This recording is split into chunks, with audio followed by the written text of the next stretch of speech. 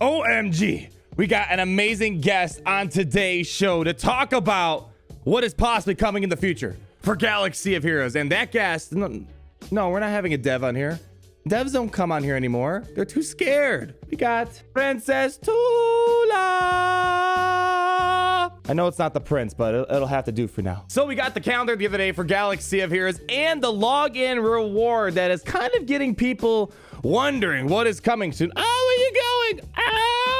Is the Royal Guard. Ladies and gentlemen, the Royal Guard is the login reward for November.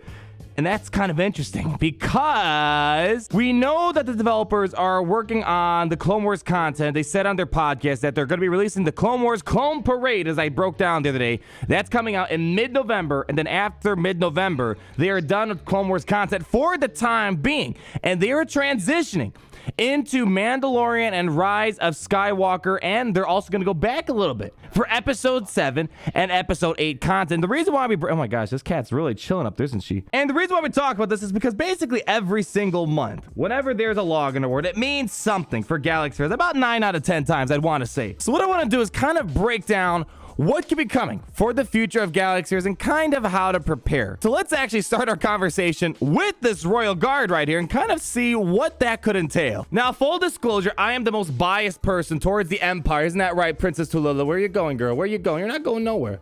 I need you for this whole video, okay? Stick with me, I know. We got to get to 10 minutes and 1 second. I am the biggest Empire fanatic that there is in Galaxy of Heroes. I mean, this is before Grand Arena came out. This cat is just going all over the place. Even before Grand Arena came out, priorities were different in the game. You can kind of build up teams and characters that you loved. That's not the case where you have to be a bit more efficient. I have all these characters at Gear 12. I have every single Empire Zeta. And Royal Guard is, yes, even one of those characters. Now, Royal Guard, funny enough, he was meta at one point. He was super important for Emperor Palpatine when he was first introduced into the game, and he was also one of the best standalone characters in the game because of his unique ability, Unyielding Defender.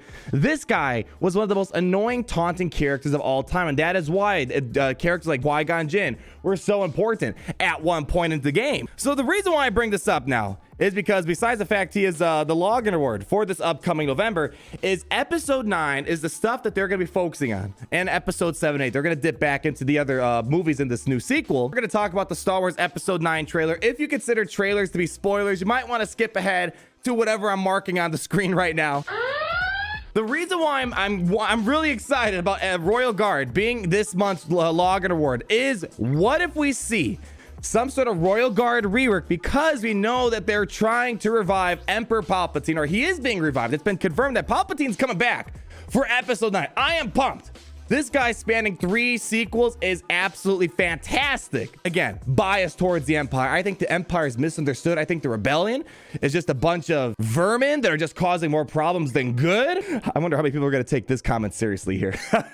So what I'm really hoping is that with Emperor Palpatine coming back on the rise in this new movie, maybe we'll see an Emperor Palpatine rework, or at least a Royal Guard rework, because this guy was super important. I don't know if Royal Guard's going to make an appearance in Episode 9, but this character could really use a rework, because really, honestly, he's not the best tank anymore. He's probably a D-grade character at this point in the game. Also, the other idea that I have in mind is this guy over here. Now, this is dubbed the Sith Trooper. That has been confirmed for Episode 9. Obviously, I honestly think the Sith Trooper in the KOTOR looks a lot more cooler than this guy right here, but this is going to be dubbed the Sith Trooper, and I don't think this Sith Trooper is going to be working for Kylo Ren. This Sith Trooper might be a unit of Emperor Palpatine himself. If I had to guess what this upcoming movie is going to be all about, it's probably going to be Emperor Palpatine's the mastermind behind the First Order as well, not just Snoke. Snoke is maybe just like a puppet, kind of like Grievous and Count Dooku leading a parts of the First Order, if I had to guess. So maybe this Royal Guard is maybe an indication that they're going to be releasing another red unit, perhaps, for the game. If they don't release a Sith Trooper for this upcoming movie, I don't know what Capital Games is doing. They've missed out a lot of key characters for Episode 7 and 8. Hopefully they don't make the same mistakes with Episode 9. If I'm correct, the Sith Trooper is not a unit for Kylo Ren. Kylo Ren is not a Sith. Emperor Palpatine is a Sith. So I'm wondering if this might be a unit that we're going to be seeing coming in, and maybe that's why we're seeing Royal Guard, whatever the case may be. So we might be seeing some Imperial reworks of some sort of, I had to guess, because in the trailer you see Imperial Star Destroyers kind of rise out of the water and stuff like that. It was kind of interesting to see that. So Palpatine's been hiding basically all this time. So if Palpatine doesn't get some sort of love, or at least some units that's going to make the Palpatine lineup better, because let's be honest, Palpatine, he's a B-grade team at this point in the game. If you throw in some Sith characters, he gets to like a B plus, A minus team almost. But he's definitely overall, himself as a character is definitely a B grade character. Still a solid legendary, not the best in the game, but not the worst. And it's an amazing beginner free-to-play character, free-to-play legendary character. A lot of these Empire units are free-to-play. A lot of people build them up for dark side territory battles and whatnot. And we're kind of lacking content right now that is very accessible for new players, free-to-play players, and just players of like all across the spectrum, because really all the new content this year, for the most part, as I'll say, has been more towards the end game. And people who are pay to win, or at least people who planned really far in advance like me, I really cashed in on this year because I had Grievous geared up and all the Separatists geared up for ages now, so that kind of paid off. But one of the best feelings is when a character you've had in your roster for a very long time becomes reworked, especially a very easily accessible character. That's probably the best feeling. Getting reworks in this game is honestly my favorite thing of all time, because there's the problem you see right here, kind of for Grand Arena. I had all these characters geared up for territory battles and for Sith raid theory crafting and stuff like that, and really for Grand Arena, half these characters really, I mean, let's say 25% of these characters really aren't that useful. So it'd be great to see if the Empire got some more love going into this upcoming movie, since we know that the big guy is supposed to show his face around. So that's the Royal Guard talk right there. Let's move on to our next conversation, which is going to be First Order as well as Resistance. Now, I mean, I think it's kind of obvious. If they're going to be dipping into, where the heck is it? If they're going to be dipping into the episode 8 and they're going to go back into episode 8 and episode 9, they're going to go to episode 8 and 7, we're most likely going to see some Resistance love. Now, Jedi Training Rey arguably is the least useful hero's journey character, with the exception of the Sith Raid. She kills in the heroic Sith Raid. Best phase 1 team, I still believe to this day. Maybe General Skywalker will challenge her a little bit, but I still think Jedi Training Rey, at least for the raid purposes, she's good. But when it comes to PvP stuff, a Grand Arena, Territory Wars, Arena, she really has lost a lot of viability. But there's lots of ways to improve upon this team, and I'm finally taking advantage of my Zeta Holdo that I had, my challenge that I lost. I had the Zeta Holdo, and the other day I geared her up because, yeah, she is actually used for Grand Arena. So what would I tell you guys, for those who have a couple extra spare energy to farm for hard node characters? I said this before. I just got my Holdo and Rose Tico 7-starred about, I don't know, 2 months ago. These characters have been out for over a year and a half now. If I was Capital Games trying to see how can I catch the player base off guard for a new special character, epic confrontation, legendary journey event, I would have people try to panic farm characters like Rose Tico and Amblin Holdo, because a lot of people refuse to farm these characters and gear up these characters. The only reason why I farmed Rose is because I accidentally opened up a Chromium pack when I was rushing through my dailies. Oh, where you going? Ah, Spider Cat. Spider Cat does whatever a spider cat can. And Holdo, I just started gearing up because I want to make my Resistance team a little bit more usable for Grand Arena. And I already had the Zeta because I lost the challenge to Cubs Van Han for who can get Cup to Gear 12 the fastest. All right, bye, girl. I'll see you later. And the reason why I don't want to sleep on this character, yes, she croaked in a very weird way in episode 8, The Last Jedi, but as the developer said, they're gonna dig back into the characters and content from episode 7 episode 8. So just because she croaked in episode 8, and I hope she's not gonna be around for episode 9, because that'd be very weird to explain, you probably want to not sleep on this character. She's not an easy farm at all. It took me quite a long time to farm this character free to play, and the same thing with Rose Tico, which probably more people did not gear up this character or farm. At least Holdo is a somewhat usable character. Rose Tico is not a usable character for this for the entirety of this game. I really haven't seen much use out of this character. I don't think I've even fought her once, and I don't think I've really seen her in Sith raid stuff, because really she makes Sith raid lineups a bit worse, I think. So we could be definitely seeing some new Resistance characters, Resistance reworks of some sort, because as I said, the Resistance is kind of falling apart, and Finn already got kind of rework. He's an okay character. He's actually kind of useful because of his health and protects regeneration that he feeds to the team, and he's got a stun, and he's very useful for the heroic AAT raid, and he's kind of helpful for the Sith raid too, I believe. So this is a team that kind of keep your eyes peeled for. I mean, people ask me this all the time. Is Resistance going to get better? Should I gear them up? I'd say if you're trying to get a good Sith raid team, it doesn't hurt to build up the Resistance, but don't expect them to be amazing PvP characters. But I think there's a high probability that they are going to get a rework of some sort. And then the First Order.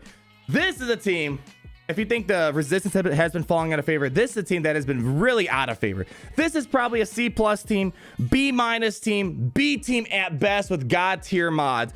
Kylo Ren Unmasked obviously creates the best team for the First Order, especially when you add his Zetas Unscarred and Merciless Pursuit. And I mean, they're okay in some things, but really it's not a team that's I mean, I fought a Relic 7 crew the other day, Kylo Ren Unmasked. It was easy. The point being, Jedi Training Rey is a much more superior team to Kylo Ren Unmasked, and the First Order really didn't get that much love with episode 8, and they did there wasn't really too much going on for this team, but hopefully going forward they're going to add some more stuff. If they're dipping into 8 and 7, maybe they'll add those first order flame troopers, Praetorian guards, maybe Knights of Ren. There is so much first order content. Snoke, I'm surprised they haven't released Snoke. Snoke would have been a fantastic addition. Maybe a first order. We already had a first order legendary event, but maybe some sort of event where you can have at least more big characters involved with this faction here. Kylo Ren Unmasked as a character is actually pretty solid. I like his kit overall. And I think with the right characters, the Kylo Ren Unmasked lead could be revived a lot more, because right now the best team really involves first order officer, which is a very